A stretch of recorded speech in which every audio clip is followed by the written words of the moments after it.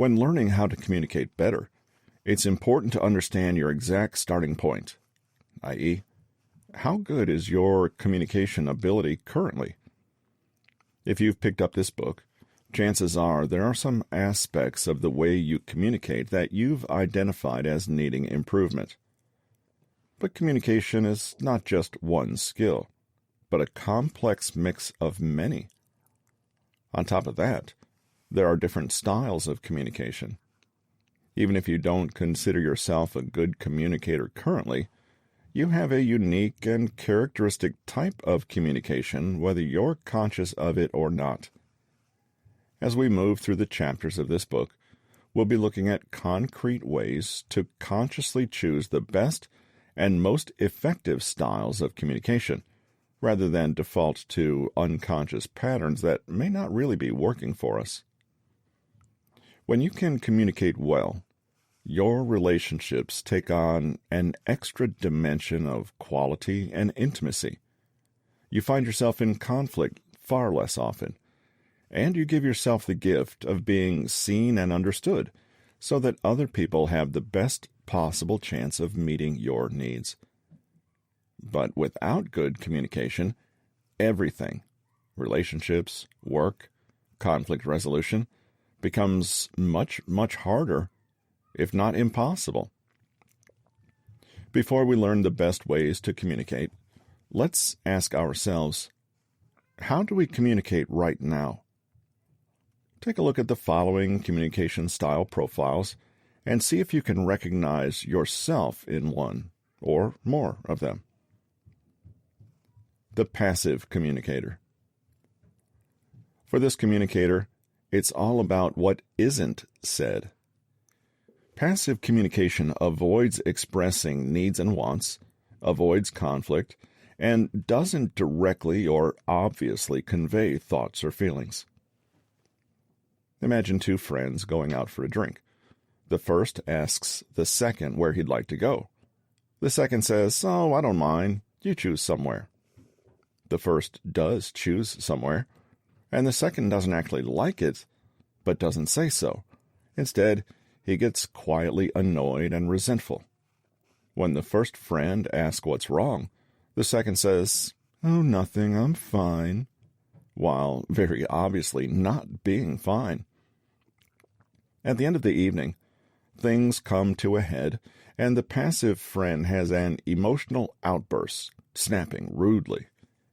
Immediately he apologizes and acts submissive and guilty. He goes home wondering how he keeps ending up in such emotionally fraught situations when he works so hard to avoid confrontation. Sound familiar? You might have a passive communication style. People who communicate this way may have learned in early childhood experiences that it is not possible to ever express their feelings directly, or that they may as well not ask for what they want, since they have no real chance of getting it. Think of it this way. A passive communication style usually exists because, at some point and in some way, it works. However, it usually creates more problems in the long run. And if you've ever dealt with a passive communicator, you'll know that it actually undermines how much genuine connection there can be. If you suspect this is your default communication mode, take a look at some other clues. You apologize for expressing yourself or sharing your perfectly reasonable wants and needs. You find it difficult to make decisions, lead, or take responsibility. You sometimes feel like a victim or like others dominate you. You often prefer to opt out or let others take control. You're indecisive, preferring others to make all the plans. You sometimes don't know what you really think or feel. You tend to blame others for bad things that happen. You don't generally feel in control of situations or your life generally. Non-verbally, passive communicators tend to speak quietly and adopt a small, submissive posture, or else fidget nervously, or avoid eye contact. The irony is that a passive communicator does not achieve the result they want with this behavior. Other people can feel frustrated, guilty, exasperated, or annoyed with you, or else they may see the passivity as an invitation to take advantage. On the other hand, a passive communicator can leave others feeling unwilling to help anymore, since their efforts are often met with a passive, defeatist attitude that lacks energy and autonomy. The aggressive communicator. Where the passive communicator expresses too little of their needs and wants, the aggressive communicator goes too far in the other direction. They know what they want, and they will be as demanding, intimidating, and even hostile as they need to be to get it. From this point of view, communication is a war, and the aggressive communicator is one who intends to win and beat down their opponent. This can be that office bully who is always loud, threatening, and abrasive, but it doesn't always have to be as blatant as this. Sometimes, the one person in a family or friend group whom everyone is most afraid of is the one who is simply unpredictable. Imagine a family is out at a restaurant and the toddler is trying to catch the attention of two adults who are speaking. The toddler wants to communicate the message, "Listen to me," and they end up doing it by banging on the table, raising their voice, getting angry, and squirming around in their seat, threatening to topple glasses on the table. The result is that everyone immediately turns their attention to the child. This is the power of aggressive communication. It makes people pay attention and respond quickly. You can also see the disadvantage of this communication style, though. People may give you what you want, but if you're behaving like a toddler to get it, they may well resent you in the process. An aggressive communicator might literally yell and scream, saying, "Don't be stupid," or scoffing loudly at what you say. But they can also be aggressive in their body language or actions. Sharp, sudden, or big gestures, hogging space, towering over others, scowling, glaring, frowning, invading people's personal space, my way or the highway attitude. Again, the result is ironic. Most people might comply with an aggressive communicator, at least at first, but they quickly can grow defensive, uncooperative, and resentful. Nobody likes to be humiliated or hurt, and so the result is often less respect, but more defensiveness and pushback, the last thing an aggressive communicator actually wants. If this kind of communication seems like your style, well, don't be too hard on yourself. Again, learning to express yourself this way often comes down to faulty learning experiences in childhood and can point to feelings of fear, powerlessness, and frustration. Find more nuanced ways of expressing your needs, and you'll realize you can get what you want without drama or force. The passive-aggressive communicator. We all know someone like this. This style of communication is as aggressive as the previous one, only it's covert, i.e., hidden and indirect.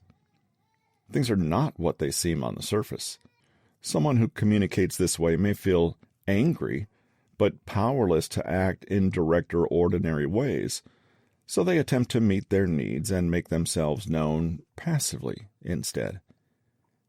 If you've grown up in an environment with other passive-aggressive communicators, it can be hard to be heard and stand your ground without resorting to the same tactics.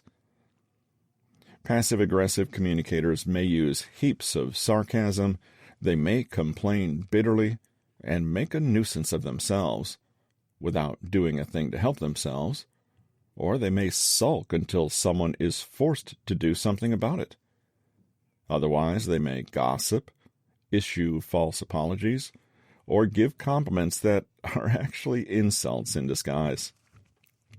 They may engage in malicious compliance. I will give the appearance of cooperation, but actually not be compliant at all. Or be difficult or unreliable instead of saying outright that they don't want to do something.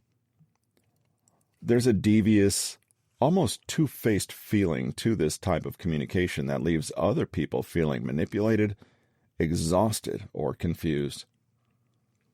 Imagine our two friends are out for a drink, and the passive one says, "Oh, you can choose a place. I don't mind."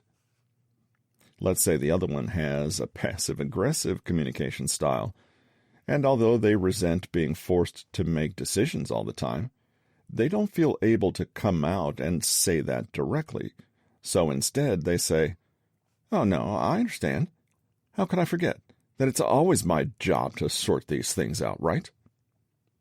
As they deliver with a sugary sweet smile, there is plausible deniability in this, and when the other friend responds to the hidden aggression in it, the first one can act hurt and confused.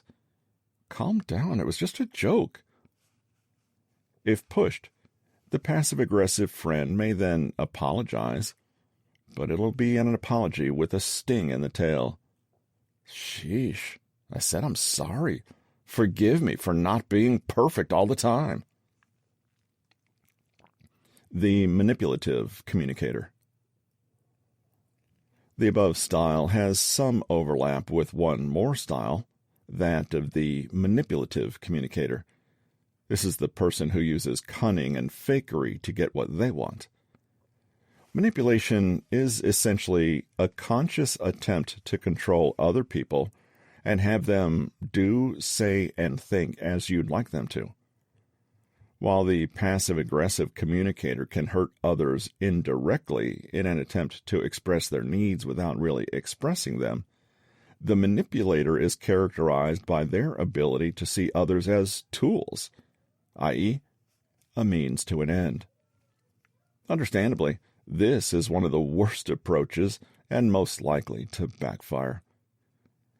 A manipulative communicator might cry crocodile tears in order to make the other person feel sorry for them, instead of, for comparison, simply sharing their genuine experience and the other person responding with genuine, uncoerced empathy. They may ask without asking, or use emotional levers, such as guilt and obligation, to position people in ways that suit them. The woman who tells her husband, "Oh, I love how comfortable you are with being an underachiever. It's really inspiring how you don't care what other people think of you," is being manipulative if she knows that this will push him to take a higher-paying job that she wants him to take. A manipulative communicator might see someone enjoying their lunch at work and say, seemingly to no one in particular, in a high-pitched, condescending voice, "Ooh, that looks delicious, aren't you lucky? I wish I could eat such fancy stuff like that for lunch every day. Oh well." Manipulative communication can sometimes work, but more often than not, it is rightly perceived by others as artificial, condescending, and untrustworthy. If outright tricks and lies are used, the communication style can fail badly, and the person not only fails to get what they want, but they shut off potential genuine avenues of connection and understanding, shooting themselves in the foot, basically. Now, in reading about these 4 communication styles, you can probably see that you've been guilty of all of them, at least to some point in your life. You can also probably see that they overlap one another, and that the tactics in each style can vary in intensity. Few people use any single type exclusively in their communication, but it is worth asking honestly about patterns that you observe in yourself. There are countless shades and nuances possible when we think about how not to communicate. Unfortunately, though, there's one thing to keep in mind: none of them really work. In other words, the above 4 communication styles are bad, not because they use lies, passivity, or force, but because they don't achieve the main goal of communication. Why do people communicate? There are only a few reasons. To get our needs met, to share our experience and express who we are, to solve problems, to connect with another human being. The above communication styles are actually attempts to meet some or all of these goals. Usually, however, they achieve the exact opposite result. While it can be fun to identify annoying communication patterns in others, there's more to be gained by honestly asking where we ourselves fall short of ideal communication patterns. Do we have a tendency to be aggressive, passive, passive-aggressive, or manipulative, or even all 4? Perhaps we are passive in some situations, and in others, overly aggressive or manipulative. For many people, they can communicate well when they feel safe and happy, but when threatened or tired, they can revert to less than ideal communication tactics. It helps to be aware of maladaptive communication strategies, but let's look at how we can best communicate, i.e., how we can meet our needs, express ourselves, and solve problems in a way that actually works. The truth is that genuine, healthy, and respectful communication is just so much easier and more pleasant. The Assertive Communicator. This is a healthy, balanced, and conscious way of communicating. It's the ability to express needs, wants, thoughts, and feelings in a direct and assertive way without ever disrespecting or controlling the way others think or feel, controlling what they do, or undermining what they need. This is the communication style that comes from a healthy self-esteem paired with a healthy sense of respect and compassion for others. Have you ever encountered somebody who just exuded a sense of okayness? They might have seemed perfectly relaxed, calm, and self-possessed, and after speaking to them, you felt that they were kind and friendly, but not that they were pushovers. They didn't seem flustered, inhibited, forceful, or shy, but neither did they seem arrogant and in your face. Chances are, this stable, comfortable feeling you felt in their presence was due to their communication style. In nonverbal expression, such people are self-controlled, balanced, relaxed, open, and respectful, and that means respect for themselves and others. Because of this, other people trust and like them, and if they don't, at the very least, they know where they stand. People do not feel obliged to take care of them or forced to do things they don't want to in order to appease them. In the company of a person who communicates this way, things are clear, direct, mature, respectful, and relaxed, no matter the kind of conversation unfolding. They can say, "You know what, to be honest, I don't really feel like going out drinking tonight. I'm in the mood to just get some takeout and relax at home. What do you think? We could still pick up a couple of beers." They can express their needs or desires clearly, directly, and politely. "Oh, wow, that looks amazing. Would you mind if I had a tiny taste?" And simply don't need to control others or get them to take care of them. For example, no fishing for compliments needed, because you are happy and confident with your choices and don't need external validation for them. Finally, assertive communicators are flexible and can set healthy boundaries when necessary. But they can also be open, trusting, and vulnerable at other times. The first thing to realize is that certain communication styles are simply not effective and will not get you the results you want. How you communicate is a choice. You can make the best choice when you consciously understand what you're doing and why it's not working, so you can choose something that will work. Every endeavor to improve must begin with a level of self-awareness. There's no shame or blame in identifying the current limits and blind spots in your communication style. The quality of our relationships with others comes down to the quality of our communication. And guess what? The quality of our communication comes down 100% to us and what we consciously choose for ourselves. For now, be curious about what isn't working for you, communication-wise.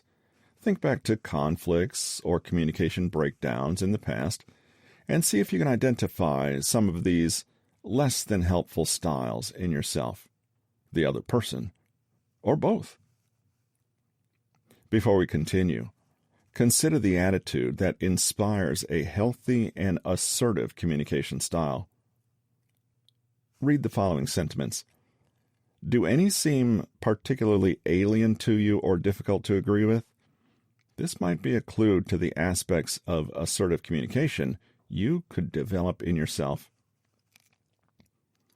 All people are equally entitled to express themselves as long as they're respectful. I'm confident in who I am, and I like myself. I have choices. I take responsibility for getting my needs met. I am comfortable speaking honestly and clearly. I am calm, positive, and measured when dealing with others. I don't need to or want to control others. I am more interested in self-mastery. I like to seek compromise and balance. I value my rights immensely. I also wouldn't dream of infringing on someone else's rights. Nobody owes me anything. In the interest of increasing self-awareness, ask yourself the following questions. What is my main style of communication? What aspect of assertive communication do I find most difficult? What would I most like to improve about the way I communicate? Another way to gain insight into your own communication blind spots is to become more aware of how other people communicate with you. When you talk to someone, pay close attention to how they express their needs, how they're making you feel, and how much you trust them. Pay attention to your overall relationship with this person and how their communication style impacts that. Then, make inferences to your own style. Do you have any of those annoying habits? What works, and how can you learn to do the same yourself?